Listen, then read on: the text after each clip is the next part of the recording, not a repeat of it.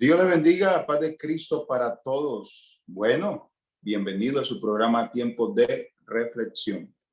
Y continuamos en este, yo diría, interesante, edificante testimonio que estamos escuchando de viva voz de nuestro pastor Freddy Giovanni Castro. Es una bendición volverlo a seguir, que él continúe con nosotros. Hoy queremos hacer la continuación de este testimonio y hemos querido detallarlo porque vale la pena, ¿cierto? Mirar de a dónde el Señor lo sacó. Todo sea para la gloria de Dios, como nuestro pastor nos lo decía.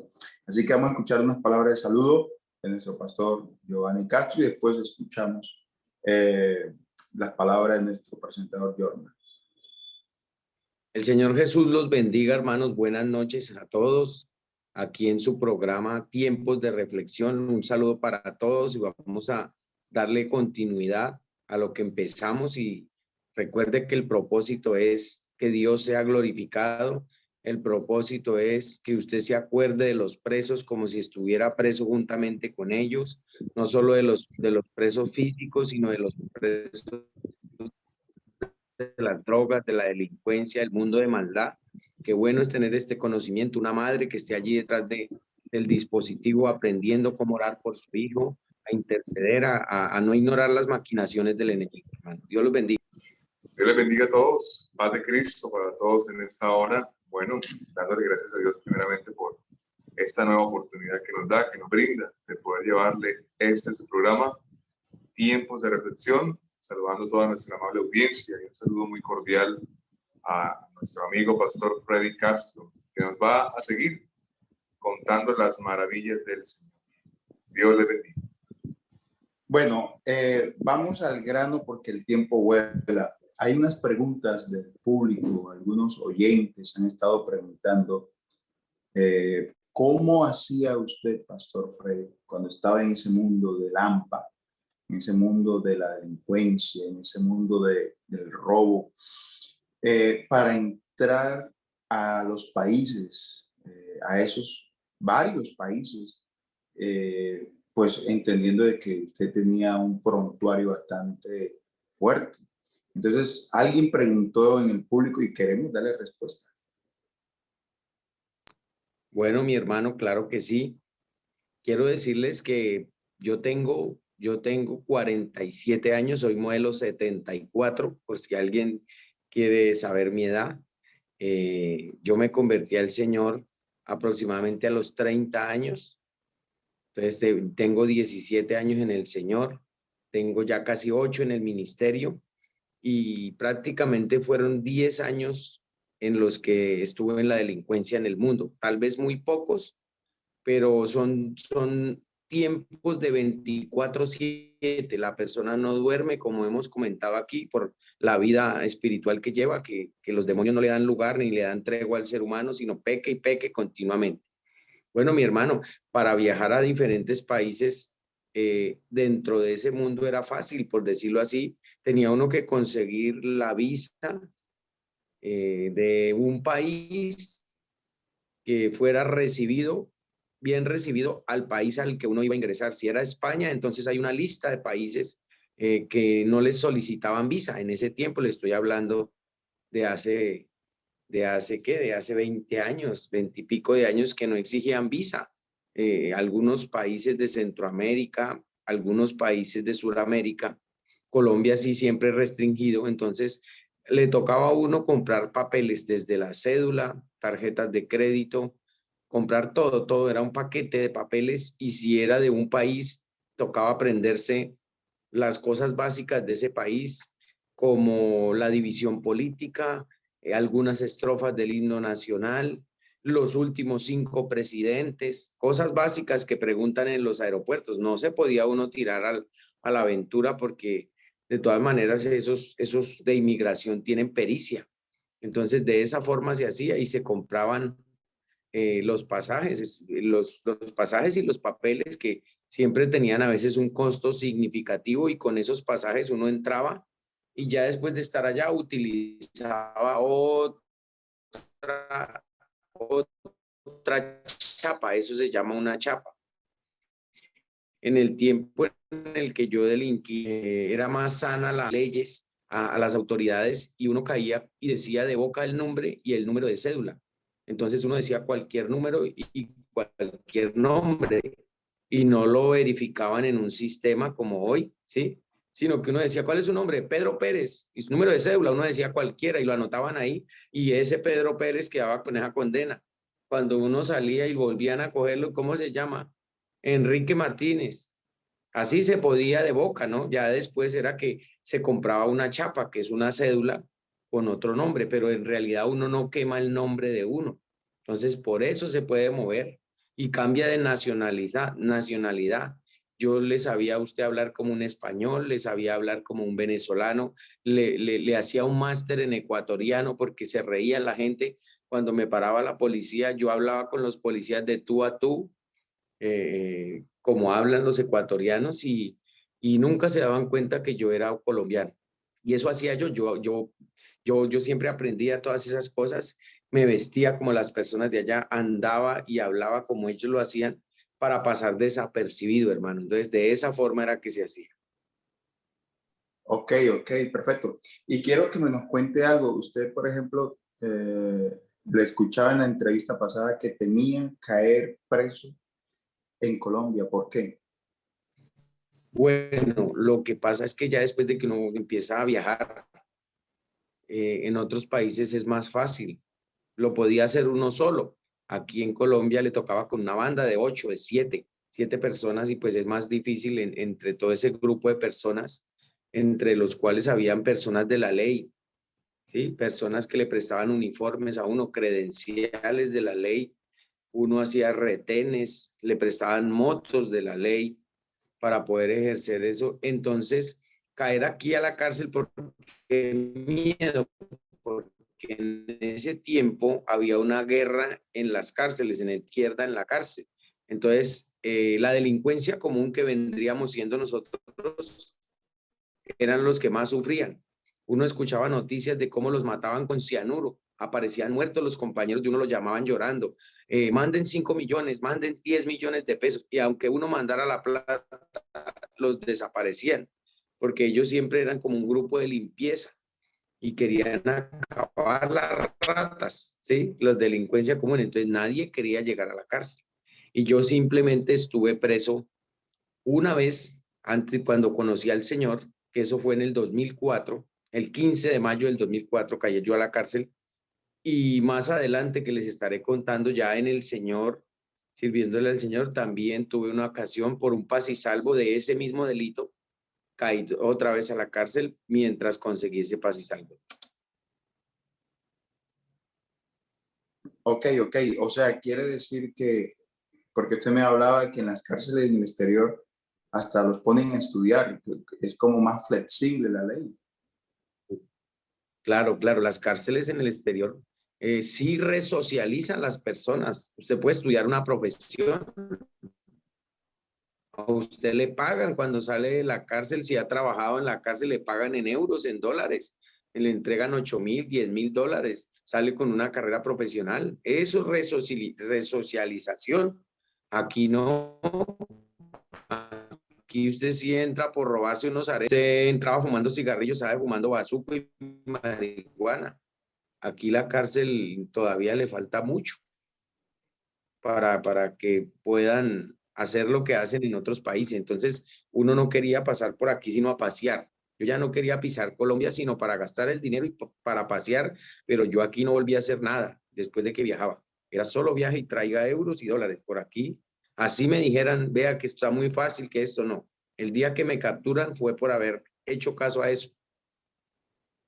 Bueno, entonces usted dedicado a esto de la delincuencia, estudió algo, desarrolló algún arte, alguna profesión, alcanzaste a terminar la universidad. Cuando te conviertes al Evangelio, ¿no? Cuando te conviertes al Evangelio, ¿cómo es ese Bueno, proceso? cuando yo me convierto al Evangelio, desde la conversión al ministerio, fueron 10 años. 10 años en los cuales fue una vida muy difícil porque no tenía pasado judicial. Queda uno estigmatizado por la justicia colombiana. Entonces los trabajos que uno puede hacer o desarrollar son vendedor ambulante, trabajar en la construcción. De hecho, tengo un amigo que es guardián del IMPEC, que es un gran amigo, y él tiene por ahí todas las fotos. Freddy Pixero, Freddy vendedor de chorizos y arepa, Freddy vendedor de avena y buñuelos, Freddy en la construcción, Freddy portero de un hotel, Freddy botones de un hotel, Freddy bombero de una bomba de gasolina. O sea, lo que no trabajé en todos los años de mi vida, en esos 10 años lo tuve que trabajar, porque muchos de ustedes dirán, ahí está, y que dizque pastor este hombre. ¿Y cómo? ¿Tan fácil? No, fueron 10 años en los que yo vi el piso de cerca, porque no es fácil pasar de robar a trabajar, a ganarse un mínimo, a veces a que no le paguen, es muy difícil.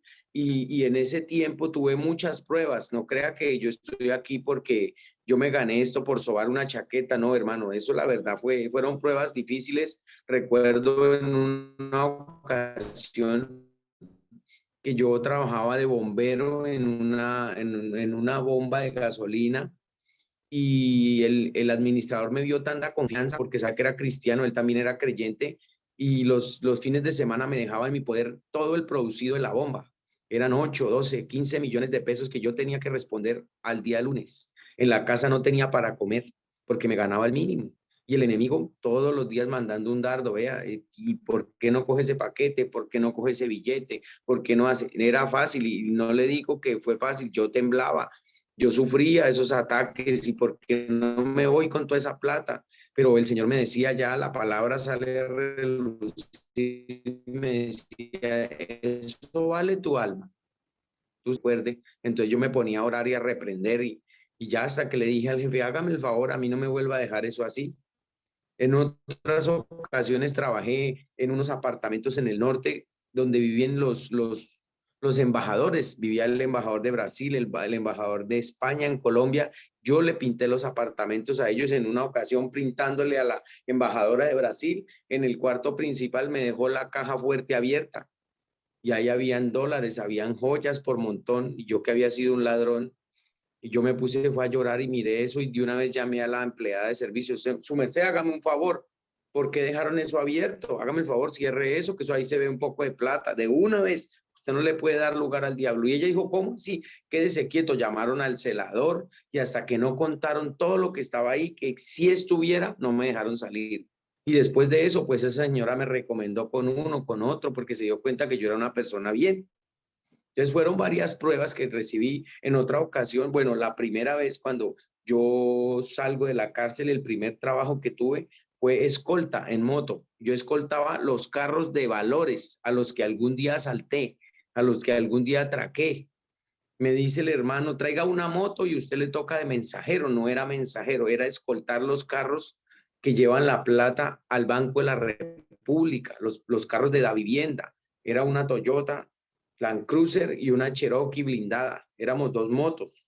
Nos encontramos todos los escoltas ahí en la calle 13 en Bogotá, donde queda el Banco de la República, y todos mostraban su guacharaca, su 9 milímetros, su 38, y nos decían a nosotros, ¿y ustedes qué traen? Traíamos la olla del almuerzo con un tenedor y la Biblia.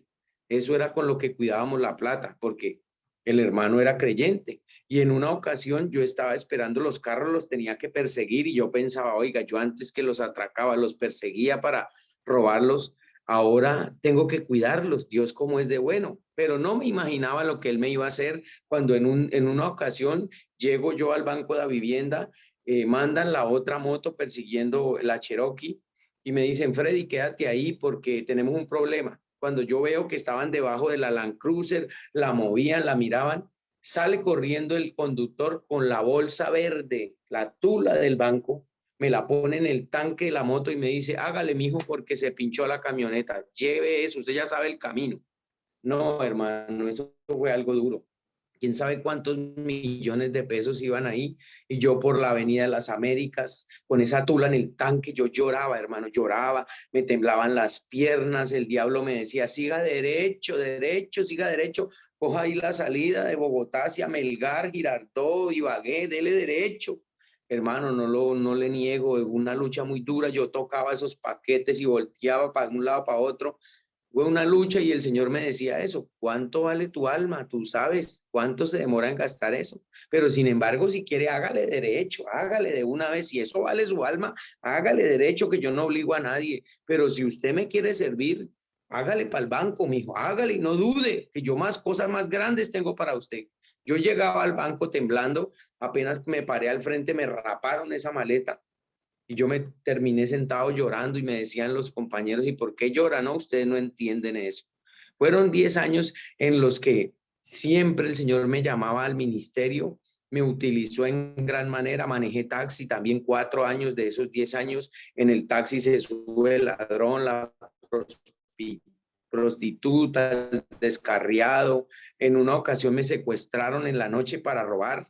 Se subieron los ladrones y me llevaron a atracar todo Suba y yo era el conductor. Yo decía, donde nos pare la policía y pregunten los antecedentes, yo vengo saliendo el jefe de esta banda con esos antecedentes que yo tenía. Yo lloraba ahí manejando y un joven que se hizo a la derecha ahí bien vestido, el que me paró, el gancho que me paró porque yo no le hubiera parado a los otros, ese que me paró se bajó en la primera olla porque estaban como sacando plata de las ollas de donde expenden droga. Me pusieron a pasear cuando ya estaba amaneciendo, lo volvimos a recoger a él. Él se subió adelante y vio que yo tenía en el tablero, en el millaré tenía la Biblia. Dijo, ah, esa es la espada del Espíritu. Y yo le dije, amén. Y yo no sé qué hago en estas, hermanito. Mire, yo soy cristiano, yo predico en las cárceles. Es más, yo salí de la cárcel y ustedes, ¿por qué me hacen esto? Y los otros atrás estaban diciendo en clave, que uno se conoce todas esas claves, vamos a ir a partir el carro, abra la bodega. Decían en clave porque en ese mundo utiliza unas palabras uno y entonces yo las conozco todas y dijeron vamos a partir el carro, dijeron el modelo del carro en su idioma, dijeron que cuánto valía, entonces después de partir el carro matan al chofer. Y ellos me decían, porque en una ocasión pasamos por un CAI, yo iba a hacer luces, y me dijeron, haga luces y verá que nosotros acabamos de salir de la cárcel. Si nos toca dispararle para manejar nosotros, hágale, mijo. Yo a la cárcel no vuelvo, no le vaya a ocurrir hacer luces, hágale, hágale. Entonces fue duro y cuando el hombre me dice que esa es la Biblia, la espada del Espíritu, llorando yo le digo que sí. Y él me dice, mi mamá es pentecostal, yo estoy descarriado, yo casi soy pastor y no he podido, hermano. Bueno, nos vamos a bajar ya de aquí, que es que este hombre es un servidor de Dios de la iglesia donde es mi mamá y le vamos a pagar todas las horas. ¿Desde qué hora lo cogimos? Desde las 9 de la noche. Desde ahí me pagaron las horas, me pagaron súper bien y me dijeron, se bajan, los otros, no, ya está vendido el carro, se bajan. Es que ustedes no entienden. Y me dijo, ore por mí, hermanito, que ojalá nos veamos en la patria celestial. Cosas como esas, recogí personas que iban para funerarias, yo les decía, si quieres les recomiendo un pastor, ¿por qué no va con nosotros? Yo hacía culto en las funerarias, nadie sabía, y hacía refanes de 20, 30 personas por un pasajero. Así fueron muchas ocasiones en las que Dios me decía que yo iba a ser pastor, pero yo por mi pasado no quería ni creía.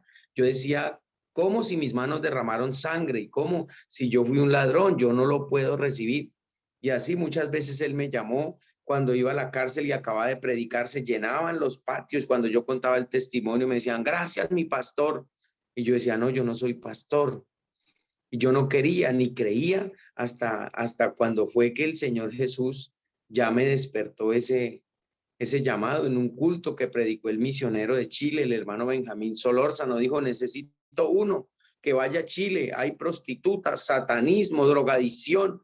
Y yo dije, digo, si quiere, venga, yo no tengo con qué llevarlo, yo no lo conozco a usted, pero venga al altar el que quiera, que el Señor está llamando misionero.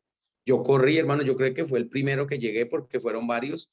Hablé en otras lenguas, yo no conocía al hermano Benjamín y en ese momento yo dije, me metí, si yo me iba robando por Sudamérica, no voy a ser capaz de llegar a Chile en bus. Yo me voy, entregué el taxi y ya me iba a ir cuando el hermano Héctor Campuzano, mi pastor, se sentó, mi esposa llorando, Freddy se volvió loco, Freddy es que se va para Chile, hermano, escuche, Freddy, es que usted no conocía a Freddy, Freddy ya sacó el pasaporte, hermano, porque yo me iba, hermano, era un llamado de Dios. Entonces me dijo, Freddy, las almas de allá valen lo mismo que las de acá, pero lo tuyo es un ministerio carcelario. Dame 15 días y te ayudo para que seas pastor carcelario. Y así llegué yo al ministerio, hermano, pero eso fueron 10 años de sufrimiento, hermano Giovanni.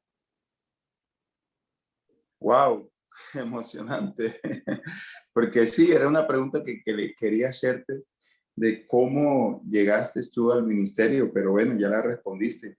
Y de verdad que bueno, nos quedan ya unos pocos minutos y nos quedan como unos 10 minuticos todavía de programa.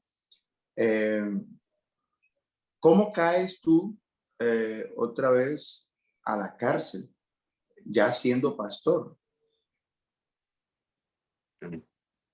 Amén. Amén, mi hermano. Entonces yo salgo al ministerio, pero el hermano Héctor me dijo, Freddy, usted le sale todos sus papeles, ¿verdad? Porque yo sé que usted estuvo en la cárcel. Necesito el pasado judicial, antecedentes disciplinarios, de fiscalía, de procuraduría, y si usted tiene todo eso, va para el ministerio. Y efectivamente yo dudando y orando, saqué todos sus papeles, me salió el uno, me salió el otro, me salieron todos. Estaba limpio mi expediente. Entonces los presenté, salgo yo al ministerio, hasta los 40 años sale uno de pastor. Yo salí al ministerio el 14 de marzo del 2014 y el 27 de marzo cumplía los 40 años. O Perdón, sea, Freddy, disculpa que te interrumpa. ¿Cómo es que tu prontuario ya estaba limpio? Ah, porque ya habías pagado. Ok. ya había pagado, sí, ya había pagado y los otros no aparecieron, ¿sí? Entonces salgo faltando casi que 20 días, casi 20 días, algunos días para cumplir los 40 años, mejor dicho, ya la última, cuando le creí al Señor, porque varias veces me lo dijo, pero no le creí, sino hasta ese momento, salgo al ministerio y al año, bueno, a mí me dan una cárcel para atender, que queda en Cundinamarca, una sola cárcel. En el trayecto de Bogotá a ese lugar hay unas 3 horas y en ese trayecto hay varios municipios que tienen cárcel. Yo me fui preguntando cuál cárcel había en mi camino, le pregunté a los directivos, ¿la puedo atender? En Fusa hay cárcel, hágale. En Melgar hay una cárcel militar, un CRM, hágale. En Melgar hay una cárcel civil, cójala mi hermano. Entonces ya tenía 4 cárceles a mi cargo, pero la cárcel que estaba yo como oficial, que era la cárcel de Girardot, esa cárcel no me dejaban entrar. Esa cárcel tiene una particularidad y hay mucha atadura espiritual. No me dejaban entrar. Llegaba yo 3 horas de camino, orado, en ayuno, y llegaba a la puerta. Hoy no hay entrada. Hoy no hay entrada. Y eso fue un año en esa situación. Entonces yo hablé con la directora. La directora me dijo, pues póngase a orar y ayunar. No es que eso hacen ustedes. Y yo dije, pues sí, la verdad, me puse a orar, puse a los hermanos a orar y a ayunar, porque esa cárcel no la podía atender. En la otra hacía y deshacía y era una bendición, y yo me la pasaba metido en la cárcel militar, viernes, sábado y domingo, cárcel civil de Fusa los viernes, cárcel de civil de Melgar, me la pasaba los martes y los jueves, y no podía entrar a la que era titular. Entonces empecé a orar, cuando un día salgo de la puerta de la cárcel y me devuelvo y en un retén me paran y me dicen cédula. Sí, claro, yo con mi carnet del IMPEC, mire, entrego la cédula y me teclean en un aparatico la cédula y dice, mire, ahí tiene una orden de captura. ¿Qué dice en eso? ¿Y usted qué dice ante eso? Yo no, pero mire bien, sí, ahí está la orden de captura, este no es su número. ¿Usted estuvo preso? Yo sí, señor. Dijo, entonces es un salvo, orille la moto ahí, orille la moto. La orillada de la moto fueron 700 días en la cárcel. 2 años metido en la cárcel esperando y buscando ese proceso, buscando ese paz y salvo. Ya habían pasado 10 años, 10 años en los cuales un juzgado para depurar le manda las cajas al otro y al otro, y esas cajas se embolatan, se pierden, no aparecía ese proceso, pero lo que era que Dios tenía un propósito. Yo le pedía que me dejara entrar a mi forma, pero ante Dios nosotros no somos nada, no hacemos nada, siervos inútiles, apenas haces lo que te mandé a hacer, pero más allá no eres capaz de hacer. Si el grano de trigo no cae a tierra y muere, no llevará fruto. Me tocó entrar, de una vez entré, mire el pastor, lo capturaron, me pusieron el uniforme de los presos, me cortaron el pelo para adentro, fui entrando, yo miraba la puerta esperando que me llamaran, es una broma, mire, ya apareció su paz y salvo, mi esposa buscándolo en Bogotá por cielo y tierra, la iglesia contrató abogados, se dieron cuenta que era del 2004, entonces ellos dijeron, no, si el hermano Freddy salió en el 2014, eso es del pasado, no pasa nada, ayudémoslo, oremos por él, y el hecho fue que resulté en la cárcel. y llegué a la cárcel y fue una situación bien dura, porque uno como creyente ahí en la cárcel, hermano, eso es cosa seria, porque usted va a trabajar, usted va a servir, y ahí se le predicó el evangelio a muchas personas. De hecho, cuando yo entré no lo hice porque yo estaba preocupado por salir, era pegado al teléfono y pegado y gasté tarjetas hasta que me cogieron los internos y me atracaron. Me cogieron con sus cuchillos y me dijeron, ¿usted cuántas tarjetas le mete a ese teléfono, viejo? Mire, ¿cuántas? Le preguntaba el uno al otro. ¿Usted cuántas le ha visto meter? Uy, como 40.000, 50.000, mete allá. Pues esos 40.000 no los va a dar es para fumar. Usted está desperdiciando allá, de dar quejas en la casa. Entonces me empezaron a atracar que para fumar ellos yo le tenía que dar las tarjetas. Entonces a mí me tomó el Espíritu Santo, les comencé a contar mi testimonio y les prediqué la palabra, pero como con rabia. Yo les predicaba porque yo no entendía cómo me iban a atracar a mí. Y ellos se empezaban a mirar. O sea que usted conoció a no sé quién. O sea que en tal pueblo usted conoce al sistema, usted conoce a tal otro que viaja para los Estados Unidos. O sea que usted es de la banda de no sé quién. Sí, señor. Y yo le decía, yo conozco a Bulano, a Sutano, vive en tal lado.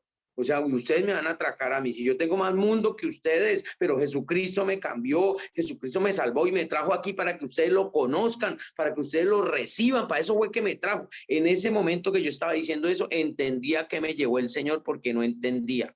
De ahí solté el teléfono y ya empecé a predicar y se convirtieron muchas personas ahí, se convirtieron guardianes, pero asimismo yo recibía la presión de los que vendían la droga en el patio, porque decían, ¿usted qué les dice? ¿Usted qué es lo que hace con ellos? ¿Cómo les lava el cerebro? Le vamos a dar cuchillo a usted por mentiroso. ¿Por qué les dice a los muchachos ya no consumen? Se salieron de las ollas y llegaban al culto y hacíamos tremendos cultos, vigilias, y para todo era el pastor de la Pentecostal para el calabozo, a ir a orar por uno que estaba colgado de una sábana. El pastor de la Pentecostal, allí hay uno que se comió una cuchilla Gillette porque se quiere suicidar. Y era día y noche y la directora feliz conmigo. Pastor, esta noche le mando para la celda al más cansón del patio porque no nos lo aguantamos. El hecho es que yo le oraba al Señor y el Señor me decía, tus hijos, tu esposa, ahí están las esposas de esos presos. No querías ser pastor, no que querías, te meto a ti porque tú vienes de esa vida. No meto a otro que no sea capaz de llevar eso, pero sin embargo, si no quiere, quítese de ahí, pongo a otro peor que usted. Fue una situación bien complicada.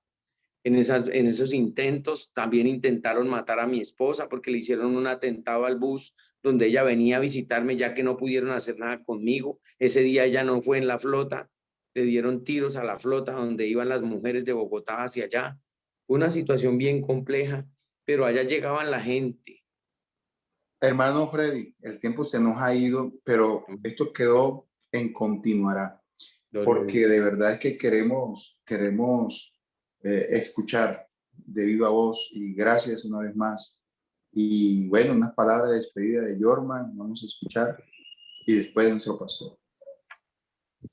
Altamente agradecido con Freddy por seguir acompañándonos, seguir siendo ese canal de bendición para toda nuestra audiencia, de bendición para toda nuestra audiencia. La verdad que es impactante ver todo lo que el Señor hace y esas experiencias que impulsan, ¿no?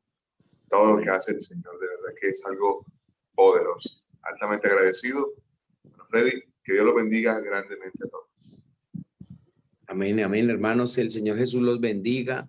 Que disculpe a aquel que de pronto no le agrada algunas cosas del testimonio, pero es necesario contarlo a la cruda realidad, porque eso fue lo que me pasó delante de los ojos de Dios. Eso fue lo que pasó, eso fue lo que sucedió, y eso es lo que Él me ha dicho.